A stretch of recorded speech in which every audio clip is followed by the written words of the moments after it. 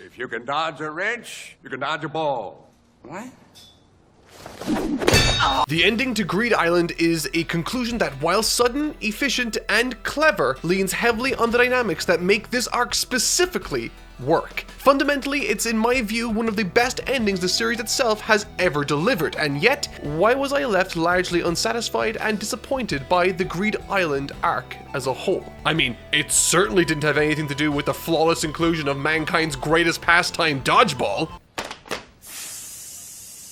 And so, if it's not that, then what was it? I mean, it's filled with some of my favorite shonen scene types, and I'd even go out on a limb and say that this arc has my favorite scenes from the series. However, where I think it fails perhaps lies with Hunter x Hunter's greatest weakness and a basic failure to utilize the established setting appropriately. I found this arc to be utterly fascinating, and I can't wait to discuss what I thought about it with you here today. So, sit back, grab your Joystation controllers, and pay attention as I break down why Greed Island works so well and why I feel it failed greater than perhaps any other arc in the series.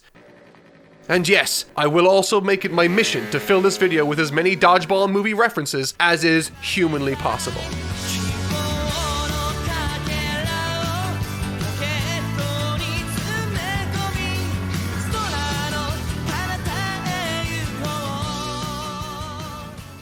Greed Island employs terrific ideas and scenes, however they're almost always either at odds with the game world or totally unreliant on the world to function, thus making the greater world feel superfluous in a sense. On a broad level, the game itself does motivate Gon and Killua to reach its ending, however despite this, during practically every event in this arc that I enjoyed, the events were not made better by the presence of the game, and in some cases actually were hurt by it. The interpersonal conversations between Gon and Killua, the encounter with Biscuit, Gon and Killua's training for months, the dodgeball game, Chrollo and Hisoka's investment in each other. All of these elements are interesting not because of the game, but in spite of it. None of these scenes derive entertainment value from the medium of the game they are presented in. In isolation, they would be just as interesting outside of the game, free of its rules. And there could even be an argument that they might be more interesting then. Now, that's not to say that this story doesn't make use of the game world at all to directly impact the story. It does, but those moments are sort of few and far between, with the ending facilitating easily the best usage of its world. It's an ending that quite literally couldn't have happened in any other setting had the world not existed. In other words, if the game world didn't exist, then neither would this ending be possible. And thus, in addition to many other components that make up this conclusion, it is, in my opinion, the best ending an arc has received in this entire story so far. It's a remarkable conclusion, one filled with suspense, surprise, insight, and above all else, clever writing that I'll be diving into in greater detail in a little while. But the point I want to make is that whenever Togashi made use of the game's world to create plot points or to drive the story forward, it put a smile on my face. And similarly, every time he failed to reliably or meaningfully connect the world he wrote to the story or set pieces therein, I was left deeply unsatisfied, asking myself, what's the point of us spending all of this time in this game doing these things when we could do all of these things outside of this game anyway? It just feels like a giant waiting period. To perhaps better understand this concept, I'd like to draw your attention firstly to a film I dislike greatly. Illumination Animation's 2016 film entitled Sing. This film is the perfect example of a story that does absolutely nothing to justify or make use of its setting to drive the plot forward. Why are all the characters animals? Well, just because, I guess. It's vapid, lacks meaning, and therefore the film feels that much less interesting as a result. You could very easily switch out every character in this film for human beings and the story's narrative doesn't lose anything meaningful. However, if you thoughtfully compose a story around these visuals and characters, you get something like Disney's 2015 film Zootopia. Not only does the decision to fill this cast with animals impact the progression of the story, it's the very foundation of the script. On a fundamental level, the story of Zootopia cannot work without the characters being animals. This is why this film works and why Sing, in my opinion, failed. Instead of Greed Island's mechanics acting as the foundation for which to build your story upon, it it instead acted as some sort of middleman, making it so much more boring than it could have been had Togashi committed to the material more or perhaps reorganized the story. Foundationally, the story of the Greed Island arc isn't necessarily about the game or what the game offers necessarily, but instead it's about what Hunter x Hunter is about. Gon looking for his father Jing. Now, I can only speak for myself, but I would imagine that Jing's involvement with the game and the information we garner from this game is predominantly what most of us are waiting for during this arc, and not for what the game will do next. Instead, the game acts as something that stops us from reaching our goal of learning more about Jing. In other words, it's sort of a waiting room and almost nothing more. There are some fun elements in this waiting room, but none that would be unique to this setting necessarily.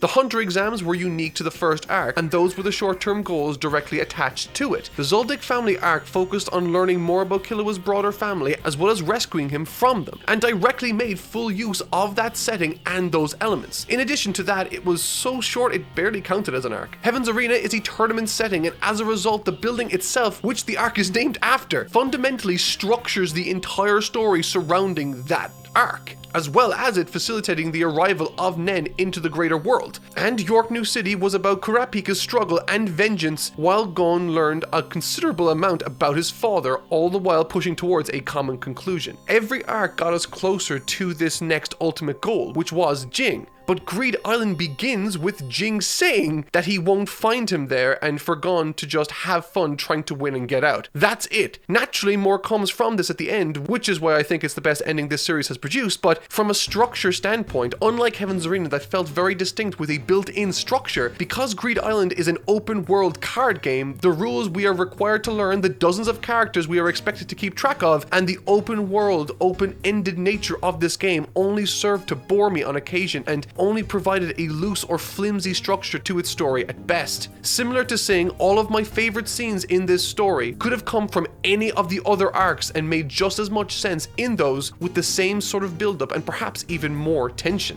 And even saying that, there were elements that I adored in the first half, but once the ending wrapped up of this arc, I realized it had little to no impact on the overall story. One of my favorite scenes from the first half of this tale came from the Phantom Troops portion of it. Through their escapades and adventures, we learned the game isn't what the public thinks it is. And that produced, at least for me, a ton of intrigue and curiosity over how this might play into the greater story and the real world, but in the end, it didn't contribute much of anything other than some context. It didn't affect the greater story or its progression in any meaningful way. The best piece of information to come from this scene was Razor.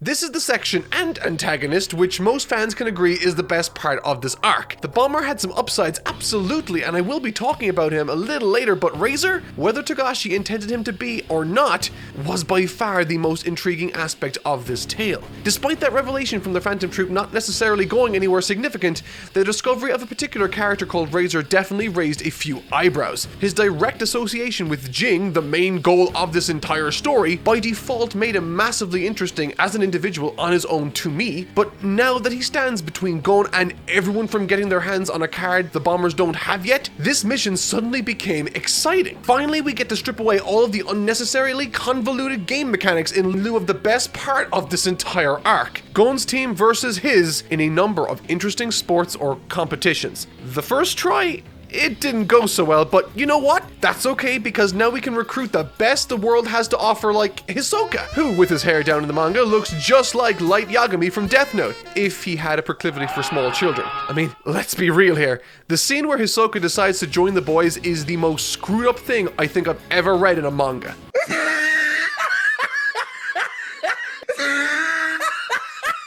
Whether it be the paneling and speech bubble placement implying that he's getting an erection thanks to their presence, or whether it be the overtly creepy leering at their asses, this scene made me feel all sorts of uncomfortable, forcing me to ask the question, why though? Once Gon, Killua, and everyone were satisfied with their new team and reapplied to play against Razor and his goons, something wonderful came to my attention.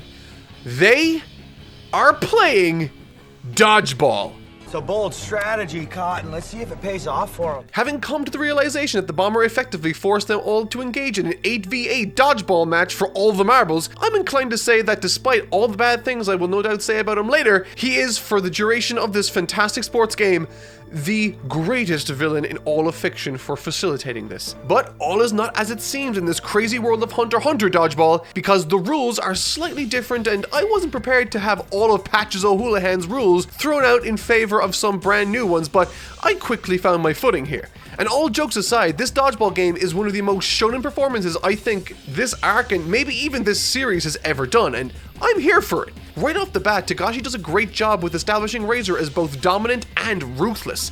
Whenever we get characters that are designed like this, with that sort of face, juxtaposing them with some vile actions like killing someone while smiling is always effective and unsettling. Between the two teams, it's clear who we're rooting for, and systematically we feel the tension rise as one after another, Gon's team falters and loses member after member.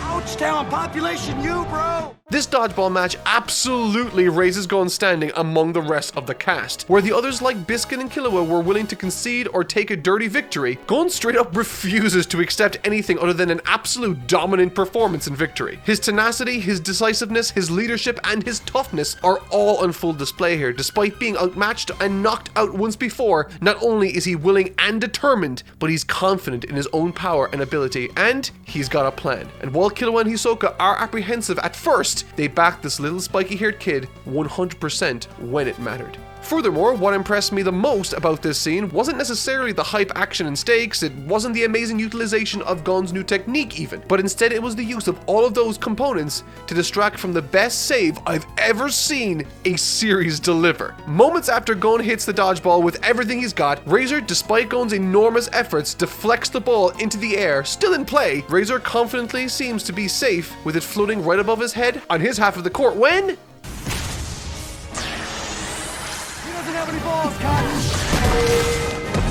Bungee gum contains the properties of both rubber and gum, you see. Oh my god, he did it. He said the thing. Hisoka is the friggin' mad lad of the series, and he saved this team in a way that I should have seen coming but never did. This was unbelievably satisfying. I'm even tempted to forgive him for the weird stuff that he did in the earlier parts of the story. And speaking of earlier in this video I spoke a little bit about making use of your setting, characters, and themes. And if you look at the three best moments from this dodgeball event, the moment with Hisoka, the catch, and end of the match, you'll notice that all of those exchanges are great because they utilize every one of the three players, Gon, Killua, and Hisoka's techniques respectively. In addition to all of that, we have scenes like the catch which flaunts Togashi's artistry beautifully. Strong poses, fantastic paneling, and gripping narrative structure. I swear, these chapters are by far the most impressive part of the arc, save for perhaps the very end, with the conclusion of the contest proving that sky's the limit for Gon when it comes to what he's capable of, and boy do we get reminded of that later! All this time he's trying to prove to himself and to everyone else that he deserves to be his father's son. And funnily enough, it's that very aspect that created some serious wounds on Killua, who, while being desperate to help Gon in any way that he could, sacrificed his own hands for the victory. Gon took some savage hits during the battle, but Killua sustained what was, at that time, possibly permanent hand damage. And while I was watching this unfold, and that line about it maybe never returning to normal was thrown around, I sincerely thought this could be a scar he'll have to carry around with him for the rest of his life. A constant reminder of how dangerous and careless Gon can be when he gets headstrong over a particular course of action. Numerous times in this story, Gon throws caution to the wind and places his friends in unnecessary danger. That sort of behavior shouldn't be okay, and while he acknowledges it and apologizes, I thought this consequence of the match might be something significant thematically. Before we dive into that, we need to talk about another game, Raid Shadow Legends, who have kindly sponsored today's video. If this is your first time touching the internet and you somehow don't know what Raid Shadow Legends is, listen close because Papa Mark has some words of wisdom here. First up, click the handy dandy link in the description to download the game. It's on all major platforms and PC, and let me take you on a journey. I've been playing around with Raid a little while now, and I've grown quite attached to some of the more extra looking champions to say the least. CC Flametop Tongue in particular has been a real joy to use. I mean, her name is Flame Tongue and she looks like this. She can obliterate the enemy team with HP burn debuffs and heal her teammates. She's basically perfect. But hey, maybe you need more anger in your life like I do. In that case, there's Brachus the Shifter, the badass looking wolf who just doesn't stop hitting, I guess. The man's skill attack hits 6 times and he can also heal himself upon contact. He's also great for newbies too. If his HP falls below 40%, his damage goes up by the same amount. And if you die, well, it's even crazier because he gets up and gets a free turn to try and finish off his enemy. It's a real testament to the game's accessibility and breadth of content. This month alone, raids release 11 new champions, 200 new missions with legendary champion rewards, and what's more is they've added 5 new levels to almost every single one of the dungeons in the game. That's an incredible amount to add in just 1 month. It's a bunch of fun, so if it sounds like it's up your alley, make sure to use my link down below so you can summon some of the awesome champions I've just mentioned. Just click the link in the description and I will see you in game. Go.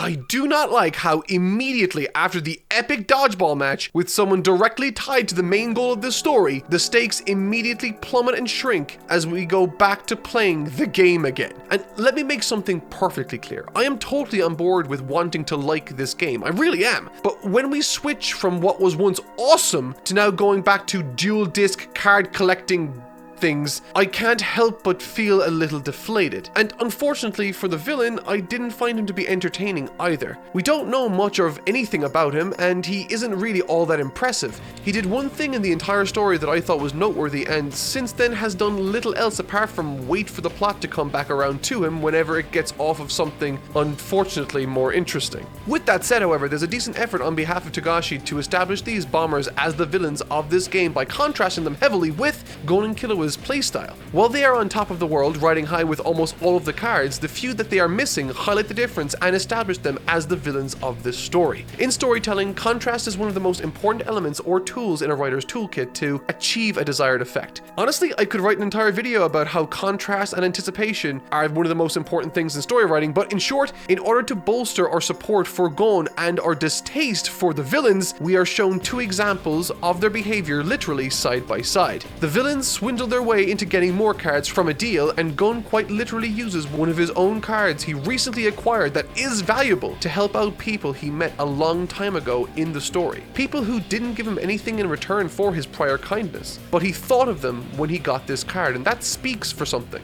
And now, as a result of that kindness, has a card achieved in a way the bomber would never have thought of. They gained this card because they are good people, and that's the difference between the two of them. A card that the bomber now needs represents the good nature in Gon and his friends. Interestingly, during my time on Greed Island, I think I've better come to terms with what makes Togashi great and where I think his weaknesses might be as a writer. Now, obviously this is just speculation and shouldn't be taken too seriously, I mean take it with a grain of salt, but during and after my One Piece review, Hunter x Hunter was a series I was recommended time and time again, with people saying stuff like, if you like One Piece, you'll love Hunter x Hunter, and perhaps incorrectly I interpreted that as Hunter x Hunter is similar to or like One Piece. And right now, I can confidently say that those two series are viciously different. So much so that I genuinely think that Dragon Ball has more in common with One Piece than Hunter x Hunter does. Take, for example, this scene from Hunter x Hunter in chapter 170. The bomber and his team are desperate and therefore attack a passerby to see if they can find anything out about their pursuer's location. This interaction serves 2 functions: to help us understand what the bomber is planning and to show us how evil he can be. And I think it failed in the latter area to a certain extent. It was effective, but maybe not as effective as it could have been. And this is where the difference between Hunter x Hunter and One Piece are the most pronounced, I think. If Oda handled a scene like this, the character that was ambushed would have been a character endeared to us to a moderate extent earlier in the story, with his altruistic goals clear to us as readers prior to this interaction. And in the eventual encounter, Oda would put this man through terror to make us hate this bomber character all the more before he goes too far and really becomes despicable. This is precisely why characters like Arlong are so nefarious and evil to us as viewers. He directly impacts and impedes the progress progress and happiness of a character like Nami that we already know about. That's how I would envision One Piece to handle that scene personally, and the difference comes from structure and willingness to let a moment breathe. This encounter in Hunter x Hunter takes place over the course of 2 pages, and all we know about this person is that he wants to go home. Furthermore, the actions the bomber takes on him were twisted and hardly worse than what he's already done before. Now, that's not to say that I don't think Hunter x Hunter is similar to One Piece in some ways. It's definitely emotionally rich, though I will say it is much more subtle and in a way less willing to embrace the emotion of a certain scene like One Piece wants to. Now, I'm not sure if that's a bad thing or not. It's pretty early days yet in Hunter x Hunter, and in fact it could be seen as a good thing. Hunter x Hunter is a much more gritty and realistic world than One Piece, and when it plays into those strengths, it hits like a train.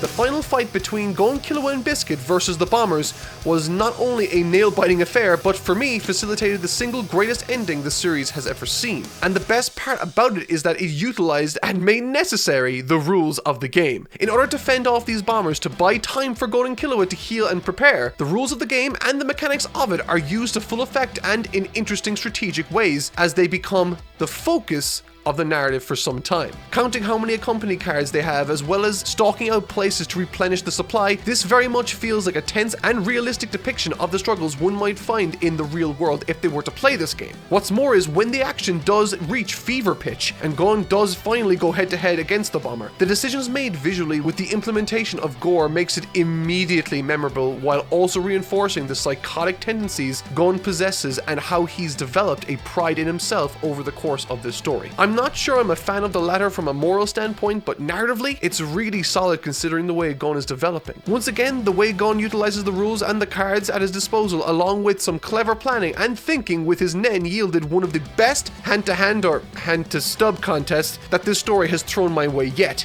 with even the serial killer bomber guy remarking at how crazy Gon seems to be acting, and he is! Of the 3 battles that transpire here, Gon's is the most significant from a plot standpoint, but that's not to say that the others don't have something to offer too. Killua's battle is standard Killua affair, calm, cool and collected, and with a ton of great action paneling. Biscuit, on the other hand, had something else to offer. And that's when the prince realized that when you grab a bull by the horns, sometimes he'll take you for a ride. Now, this is cool and all, but it makes me wonder if there are smaller people out there like Netero who can enhance their bodies? Maybe he's hiding his true stature or something, or maybe there are people out there with the right mastery that can enhance their bodies to much more hulking proportions. It's food for thought for sure. When Gon and everyone win the day and they get to fully heal themselves, which unfortunately includes Killua's hands, and I was a little disappointed about that, I was worried that because of these status healing cards that there would be literally no consequences from this game. Nothing gained. Nothing earned beyond yet more strength. I mean, even Biscuit, a character that we met in this story, someone that eventually felt like a natural and fun part of the group, eventually fell away and left abruptly. But these worries were none-founded, and that's when Gon got to experience the end of the game alone and chose the ending for everyone and not just himself. He goes on to celebrate and bring back the 3 cards into the real world to use, and the cards he chose were, man, they were just ingenious, leading me to come to the conclusion that Gon is the single most intelligent character in all of Hunter x Hunter that I've seen. I don't think I would have in a million years thought to use the cards in this way, and it was all built off of Gon's primary motivation: to find his father. Hypothesizing that Jing was the first person he ever encountered in the game when he was a child was a masterstroke. All of the necessary cards were already explained to us. All of the necklace mechanics and the means of entering and re-entering the game are now common knowledge. But it's that awareness and combination with his lifetime contact list that really won me over. Now Gon and Killua seem to be certain that they can fly directly to Jing. In my mind, I was convinced that they've done it. This ingenious galaxy brain play that could only have happened in this arc with this game. And it had me at the edge of my seat as I turned the page to see where the boys had been transported to.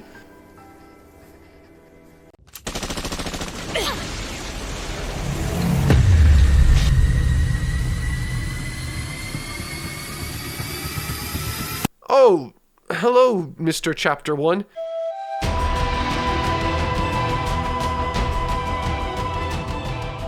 It's Kite. In my mind, the first thing I thought about was how confusing a reveal like this might have been to those of you that have watched the 2011 anime first, but Once that set in, we got this scene. Seems like Jing had been watching the entire time, and what's more, he judges Gon harshly for relying and or wanting his friends around. God, just what an insufferable jerk. I mean, I really don't like him.